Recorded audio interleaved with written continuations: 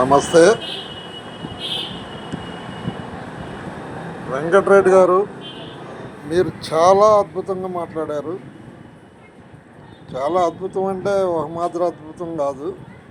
నిజంగా ఆంధ్ర ప్రజలు మిమ్మల్ని చూసి చాలా ఇవాళ అస్సలు తెలుగుదేశం కూటమి ప్రభుత్వాన్ని పక్కకు గెంటేసి ఆ జగన్మోహన్ రెడ్డి గారు కూడా పనిచేయడండి. వెంకటరెడ్డే ముఖ్యమంత్రి అయితే బాగుండన్నంత రేంజ్లో మాట్లాడారు. చాలా థ్యాంక్ యూ. ఎందుకంటే మీరు మాట్లాడిన దాంట్లో నిజాలు మాట్లాడారు కదా. ఎందుకంటే ఇప్పుడు ఎన్ని పోర్ట్లు రెడీ అయ్యాయి జగన్మోహన్ రెడ్డి గారు కట్టినవి, ఎన్ని రోడ్లు వేశారు మీరు, ఎక్కడ గోతులు లేని రోడ్లు ఉన్నాయి, పొలాల గట్ల మీద వేసుకునే సరిహద్దు రాళ్ళకు కూడా 700 కోట్లు మీరు ఖర్చు పెట్టిన గొప్ప మానీయులు. తర్వాత స్కూల్ బిల్డింగుల మీద కలర్లు వేస్తే 350 కోట్లు వేశారు. ఏమయ్యా వెంకటరెడ్డి, ఏం మాట్లాడుతున్నావయ్యా బాబు నువ్వు? మొన్నటిదాకా అంబటి రాంబాబు అనుకున్నాం కానీ ఆయన కొద్దిగా పర్వాలేదు, నువ్వు ఆయన కంటే దారుణంగా తయారైనవుగా. మాట్లాడు, తప్పలేదు. మీరు ఏదో సత్య హరిశ్చంద్రులు తమ్ముళ్ళలాగా మాట్లాడితే కుదరదు. ఎందుకంటే పేద ప్రజల దాకే మందు మీద కూడా మీరు 25 సంవత్సరాలు అప్పు తీసుకొచ్చి రాష్ట్రాన్ని పాలించిన గొప్ప విజ్ఞేతలు కలెక్టర్ కార్యాలయాలు పెట్టేశారు, గవర్నమెంట్ ల్యాండ్లు పెట్టేశారు. ఏటిని మిగిల్చారు మీరు ఆంధ్రాలో చెప్పండి?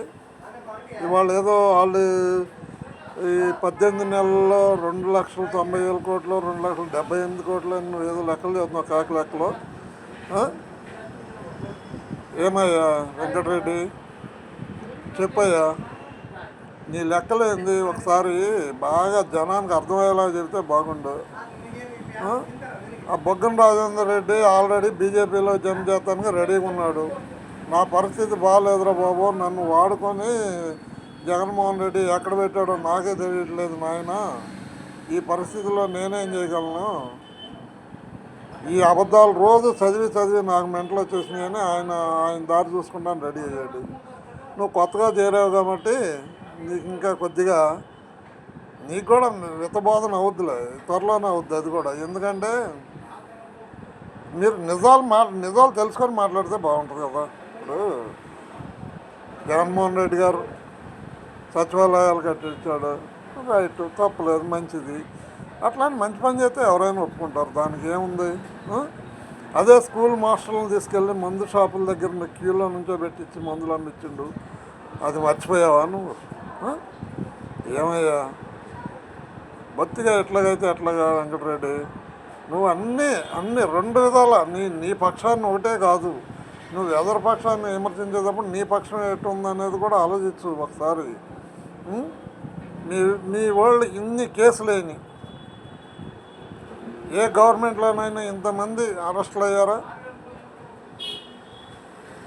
లిక్కర్ కేసు ఇవ్వాలి, దానికి దరి అంతు లేదు, లోపలికి వెళ్ళినాడు బయటికి రావట్లేదు.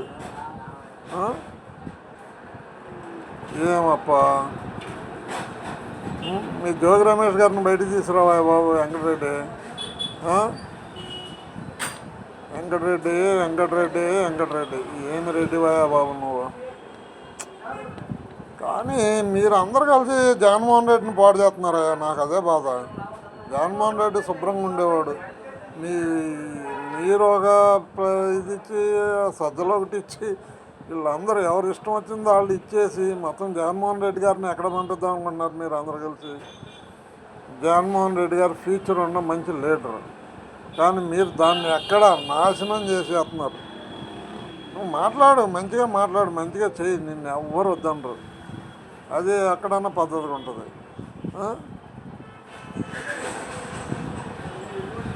మాట్లాడేటప్పుడు కొద్దిగా వెనక ముందు ఆలోచించుకొని మాట్లాడప్ప వెంకటరెడ్డి. ఓకే.